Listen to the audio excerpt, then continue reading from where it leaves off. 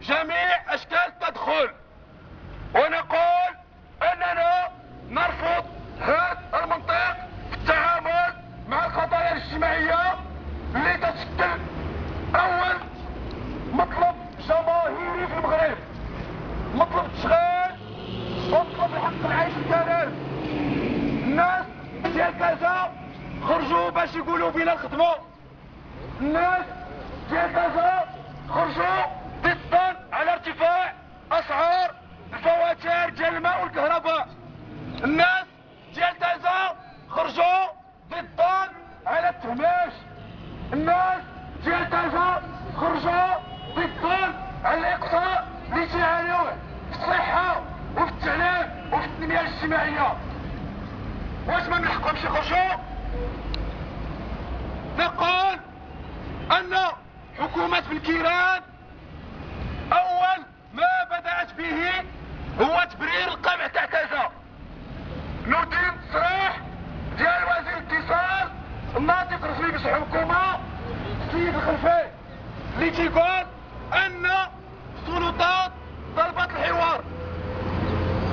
والسلطات تطلب الحوار بالسلطة، والسلطات تطلب الحوار اقتحامات الحمامات العمومية على النساء، واش السلطات تطلب الحوار بهتك اعراض المسنات، واش الحكومة تطلب الحوار ولا السلطات تطلب الحوار اقتحام المنازل على الارامل؟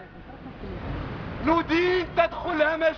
بديتيها يا بنكيران، بديتيها ثرواتها في كل مكان، بديتيها يا بنكيران، بديتيها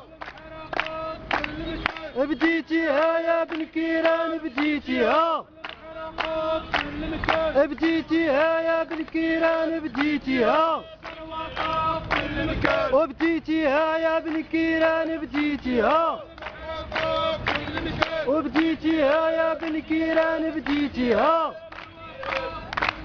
وبديتيها يا بنكيران، بديتيها. يقول ان المغرب اي مدينة والا هي تازا، تازا ما هي الا جزء من المغرب، وإلا ما ترفع الظلم على ساكنة تازا راه هو زازا تازا، مراكش تازا، الدار البيضاء تازا، وتحية عالية.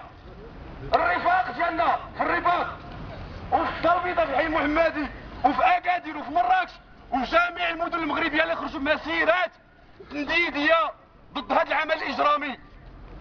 ثانيا ندين التدخل الهمجي اللي طرا أول أمس ضد رفاقنا في التنسيقية ديال التربية غير النظامية، واللي على إثرو تم إلقاء القبض على الأخ أو على الرفيق أحمد بويشة وعلى الرفيق عبد الرزاق قيراط، ومن بعد التدخلات تم إطلاق السراح ديالهم وتعرضوا للقمع داخل مخفر الشرطة.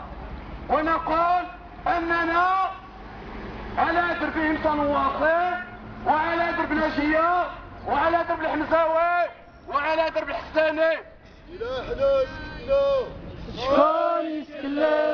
وإلهنا يسكننا.